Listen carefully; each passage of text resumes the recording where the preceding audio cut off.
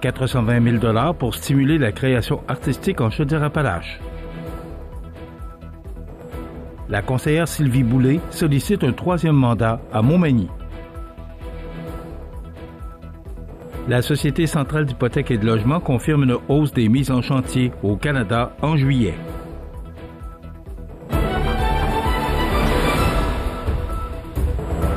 Vendredi 22 août 2025. Bonjour mesdames et messieurs et bienvenue à votre bulletin d'information régionale sur le réseau de télévision CMA TV. Un vent de créativité souffle sur la Chaudière-Appalaches. En effet, le Conseil des arts et des lettres du Québec, CALQ, en collaboration avec le ministère des Affaires municipales et de l'Habitation, les MRC partenaires et la ville de Lévis, annonce un investissement majeur de 420 000 destiné à soutenir la création artistique et littéraire dans la région.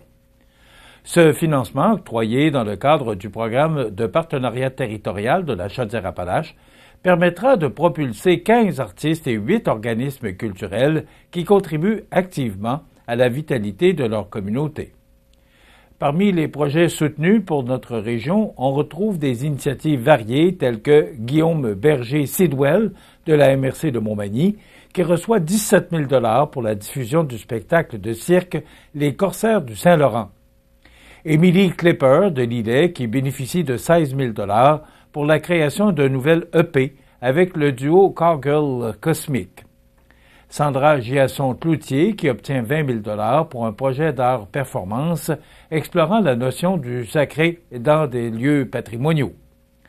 Du côté des organismes, la Biennale internationale de la sculpture de Saint-Jean-Port-Joli profitera de 20 000 pour accueillir des artistes en résidence autour du thème du kitsch, tandis que les Arts de la scène de Montmagny offriront une résidence technique de 8 jours à un artiste ou collectif émergent. Ces aides financières sont le fruit d'une entente conclue en 2025, dotée d'un budget de 400 000 réparti également entre le Fonds Région Ruralité du ministère du Conseil des arts et des lettres du Québec. L'objectif est de favoriser la création, la production et la diffusion d'œuvres qui tissent des liens solides entre les arts et la collectivité. Les projets ont été choisis par un comité de pairs, selon leur excellence et leur pertinence régionale.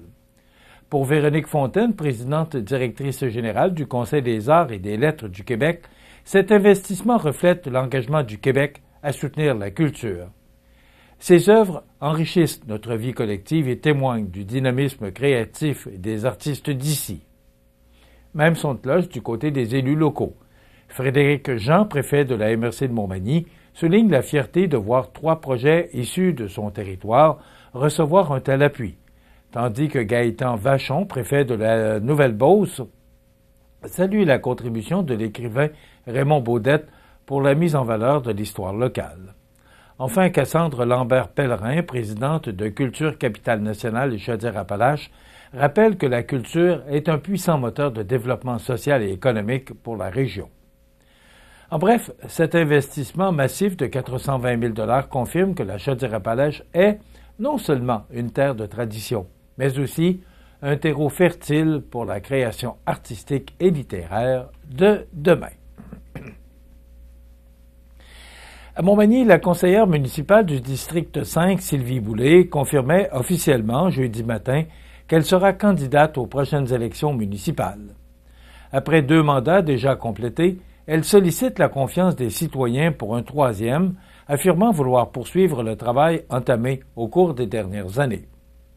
Depuis son arrivée au Conseil, Mme Boulay dit avoir mis tout en œuvre pour améliorer la qualité de vie des Magny-Montois, soutenir les commerces locaux, développer les infrastructures et renforcer le sentiment d'appartenance dans la communauté. Elle insiste sur son désir de continuer à défendre les intérêts de ses concitoyens et à bâtir un avenir durable pour Montmagny.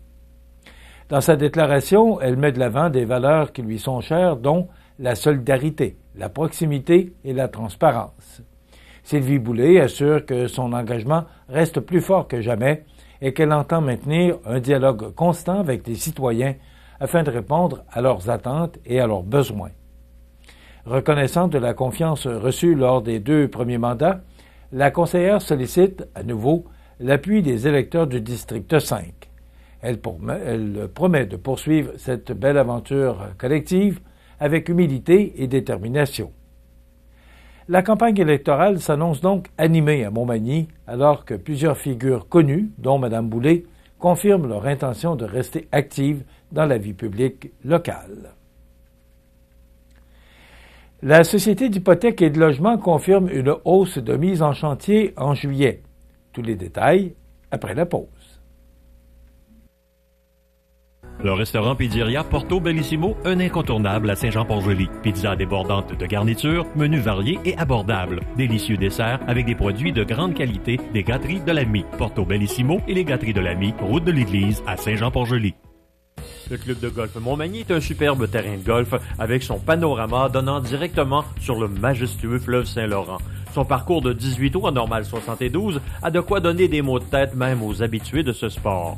D'une distance de 6400 verges, le club de golf Montmagny mettra à profit l'ensemble des bâtons dont vous disposez.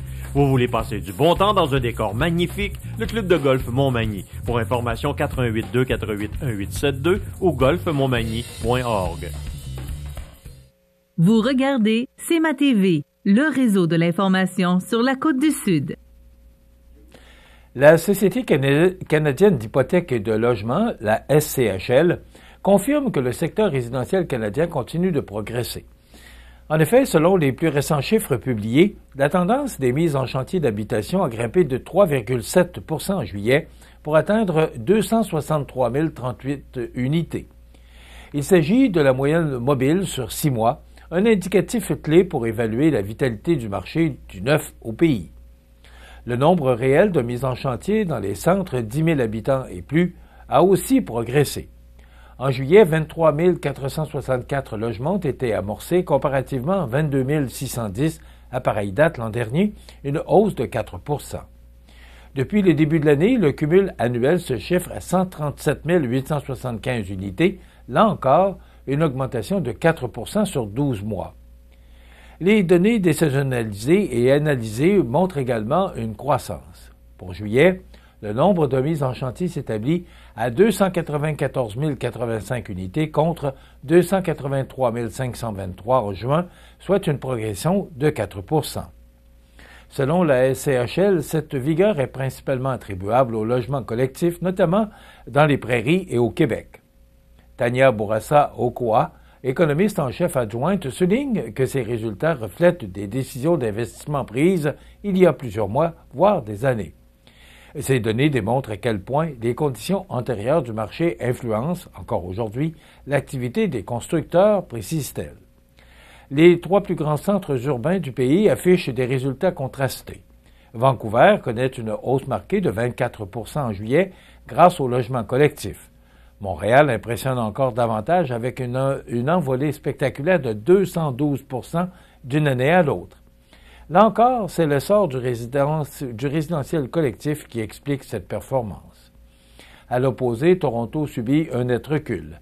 Le nombre total de mises en chantier y plonge de 69 % en juillet, un déclin attribuable à la baisse simultanée des maisons individuelles et des logements collectifs. En dehors des grands centres, la SCHL estime à 20 467 le nombre de mises en chantier en région rurale. L'organisme rappelle qu'il est essentiel d'analyser non seulement les données mensuelles, souvent volatiles, mais aussi la tendance sur 6 mois, afin d'obtenir une vision claire de l'offre de logements à venir. Au-delà des chiffres, la SCHL rappelle sa mission, qui est de promouvoir la stabilité et la durabilité du système de financement de l'habitation. Elle agit comme facilitateur entre les gouvernements, le secteur privé et les organismes sans but lucratif. L'objectif de la Société canadienne d'hypothèques et de logement est d'accroître l'abordabilité, soutenir la transition climatique et favoriser l'équité en matière de logement. Les prochains chiffres, ceux du mois d'août, seront publiés le 16 septembre prochain. Fort du succès de sa première année, le service de repas à domicile de la ville de Saint-Pascal, désormais connu sous le nom de Popote Saint-Pascal, entame sa 2e année d'opération. Ce service, né d'une collaboration entre la ville, le Centre d'action bénévole Cormoran et l'école secondaire Chanoine-Baudet, continue de répondre aux besoins alimentaires des personnes âgées et de celles vivant avec des défis particuliers. Depuis janvier 2025, ce service a permis la livraison de repas chauds 2 fois par semaine, les mardis et jeudis, entre 11h15 et midi.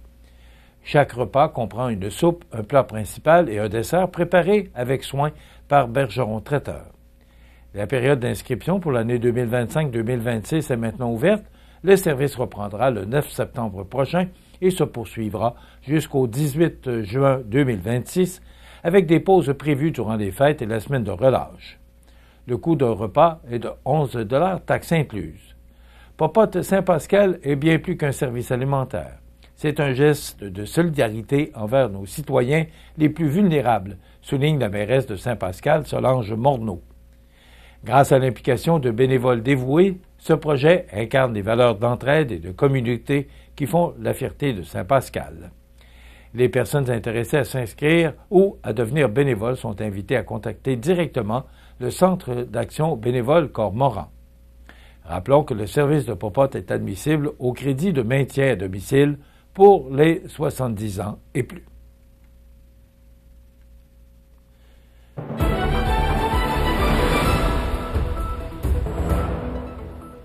Au sport, la ville de Montmagny et la MRC de Montmagny s'unissent à nouveau cette année pour mettre en lumière l'excellence des athlètes, des artistes et des organismes de la région. En effet, c'est le jeudi 20 novembre prochain, à l'Espace citoyen, qu'aura lieu la soirée du mérite sportif et culturel, un événement consacré à célébrer la détermination, la persévérance et le talent de celles et ceux qui se sont illustrés au cours des saisons 2023-2024 et 2024-2025.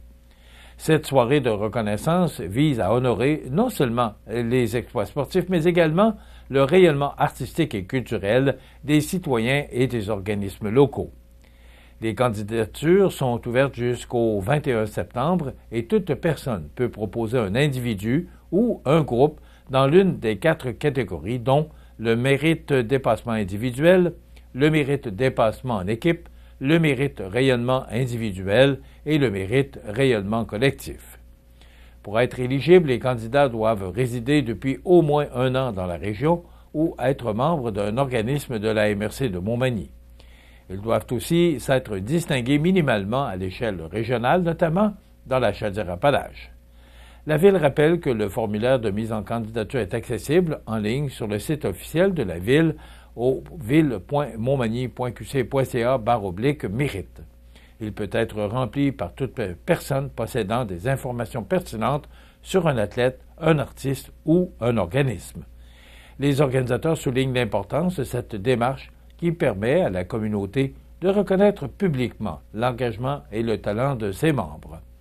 Et cette initiative annuelle s'impose désormais comme un rendez-vous incontournable où le sport et la culture se rencontrent pour rappeler que l'identité d'une région se bâtit aussi grâce aux efforts et aux réussites de ses citoyens. Et en terminant, au baseball senior de Montmagny, ce vendredi 22 août à 20h au parc Marcel Desjardins aura lieu le 2e match de la série opposant l'équipe manimontoise au club de baseball des sports amateurs de Sainte-Marie. Voilà ce qui complète votre bulletin de ce vendredi 22 août. Dans un moment, les prévisions de la météo. Et comme menu de cette émission du vendredi 22 août, on parle santé avec Daniel Lachance dans quelques minutes et on reçoit Francis Rouleau, directeur général du magasin Coop IGA Extra de Montmagny et du marché tradition de Cap-Saint-Ignace qui viendra nous parler de l'installation de l'agence SAQ au marché tradition de Cap-Saint-Ignace et des trouvailles d'Audrey. Audrey se retrouvera chez Uniprix Daniel Lachance aujourd'hui. Donc, c'est le menu. Puis, bien sûr, on parlera d'actualité en fin d'émission. Je vous souhaite donc une excellente émission à notre antenne.